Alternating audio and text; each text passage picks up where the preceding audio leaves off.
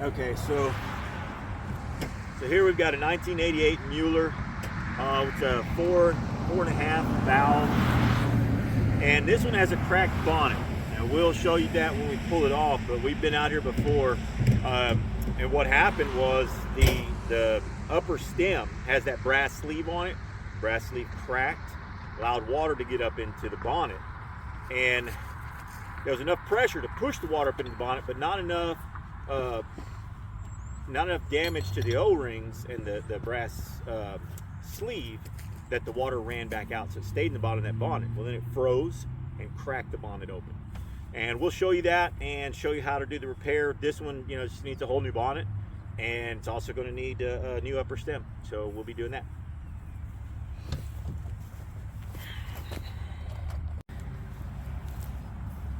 All right, so the first thing we're going to do, which we've already gotten this one loose before. You can tell the bolts aren't even all the way tight.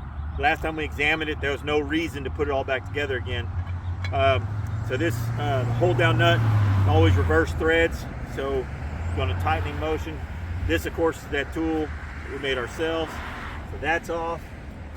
You want to hand me the hydrant wrench. Take this off. So this is the operating nut. So that hold down nut keeps the operating nut from doing what I'm doing right now, which is pulling right up to the top. If that operating nut was in here, then this would instead of coming up, this would shove the stem downwards to open the valve at the bottom.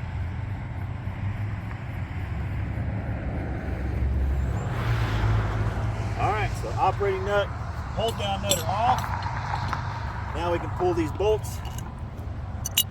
Get one off here. Wait. I can't go after that.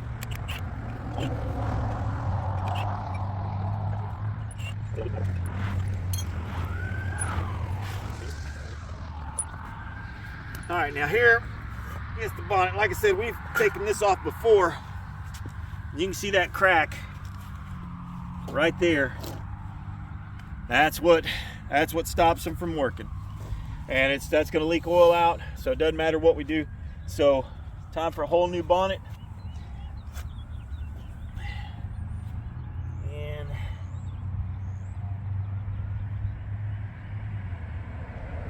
actually, looks like the upper stem is still good. For some reason I was thinking this one was cracked. No, the upper stem's still good. So we'll replace the bonnet and put new O-rings, all that good stuff in it. So here's the new bonnet.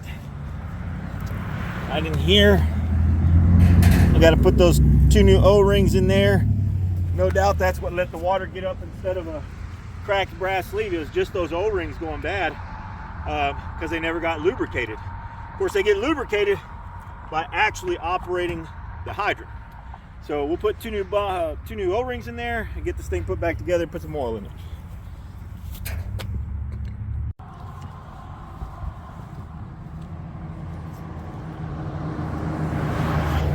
Here we get the two O-rings in that bonnet. It's usually easier to put the first one in first, and then that way the second one will slide past that groove and go into the second groove. So that's what Ethan's working on now. That'll help. We need to make sure we lubricate them. So we'll go ahead and put a little grease on those so that they'll slide over.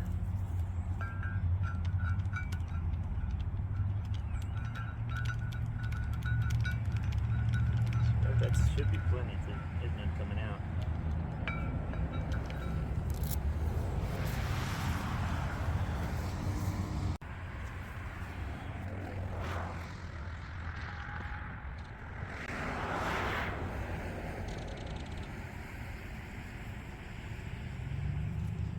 So it's hard to shove down like this. A lot of times you can pour a little bit of oil in there.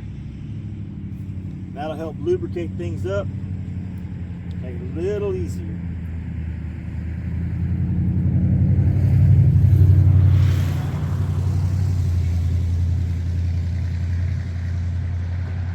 You want to be careful because at some point that's going to break loose. See how Ethan's got his fingers wrapped underneath it? It's much better if he just uses the palm of his hands and keeps his fingers pointed out. There you go. That way if it does decide to slide down, it doesn't get your fingers. It will get you eventually.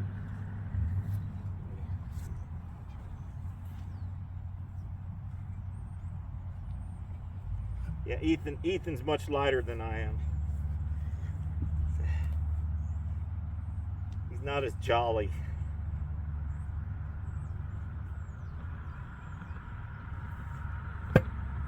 There we go. Now I'll finish filling this up with oil, which all we're doing is pouring oil in until it comes out of this hole right here, which actually you don't do that with this. You only do that if the operating nut and everything else is in, because the operating nut takes up some of the volume in there and then the oil will spill out. So let's go ahead and put this in there. And we need Ethan, we're gonna need a new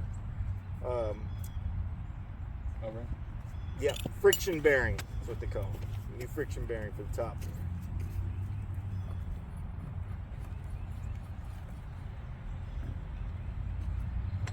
Tighten this back down.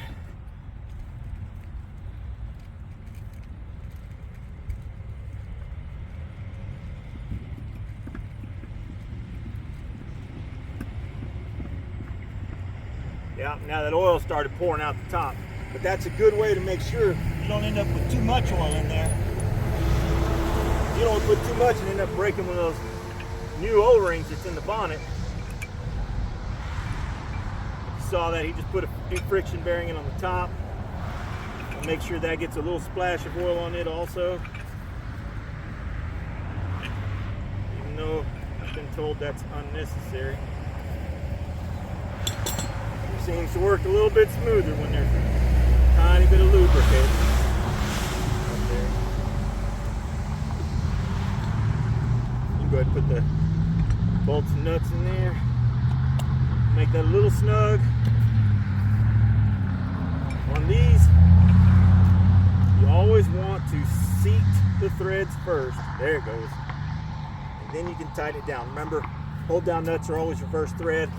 You want to make sure too, while you're tightening it, that it's not opening up this operating nut. If it does, it's not a huge deal, but what'll happen is, especially once you start tightening down the bonnet bolts, it'll actually open the valve in the bottom and you'll hear it start to leak and kind of make you panic if you don't know what's going on, but not a big deal.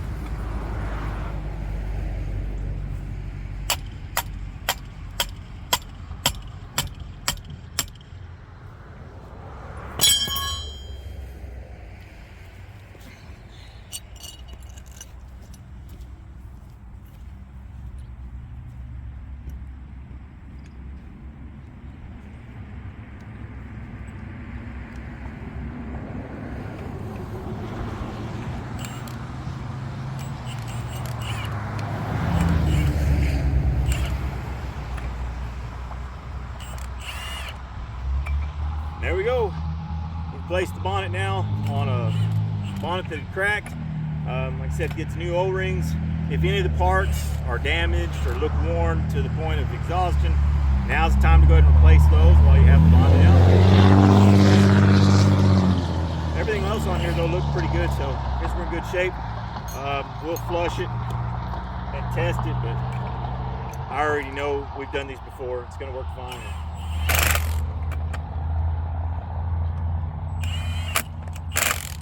Hope you guys enjoyed the video. Oh man.